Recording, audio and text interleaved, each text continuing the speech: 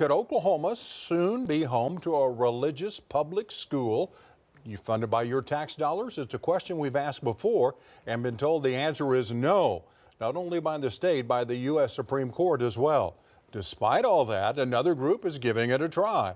News 4's Spencer Humphrey is here with details. Spencer?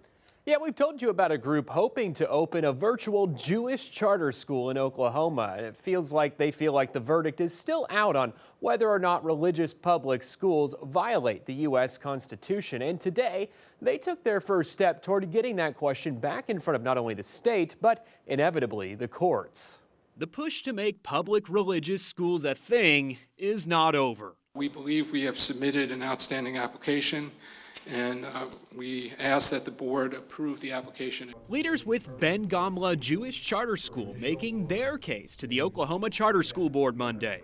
There are a lot of parents that are looking for a sort of a faith-based, rigorous academic program, but there was nothing there. There is a reason for that absence. In 2023, a Catholic virtual charter school tried to open in Oklahoma, but the state Supreme Court shot it down, ruling a religious public school violates the state and U.S. constitutions. It got appealed to the U.S. Supreme Court. Justice Amy Coney Barrett recused herself because she had ties to the school. Her absence left the court in a 4-4 tie vote, unable to formally rule, leaving the state Supreme Court's ruling against religious public schools in place.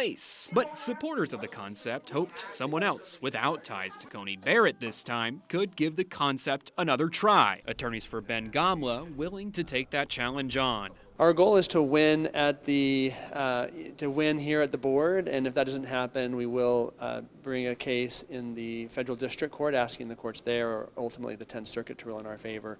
And we're hopeful that will happen before we get to the Supreme Court. They say if approved in Oklahoma, Ben Gamla would allow students of all faiths, not just Jewish students, to enroll. They also argue the government giving funding to secular schools, but not religious ones, is discrimination. Religion has an equal place in our schools as any other type of educational philosophy. The school's founder, Peter Deutsch, has run charter schools teaching Hebrew and Jewish culture in Florida for nearly 20 years. The schools have consistently performed and been rated in the top 5 or 10% of the public schools, not just charter schools, in the state of Florida. I know the school business reasonably well as a business. His Florida schools aren't officially affiliated with a religion, but the school he's proposing for Oklahoma would be. I think that this model is a lot better model. I mean, this is the model that I would like to do. He says, despite the state's relatively small Jewish population, Ben Gamla chose Oklahoma because they believe this state would be the easiest place to get a religious public school approved. The opportunity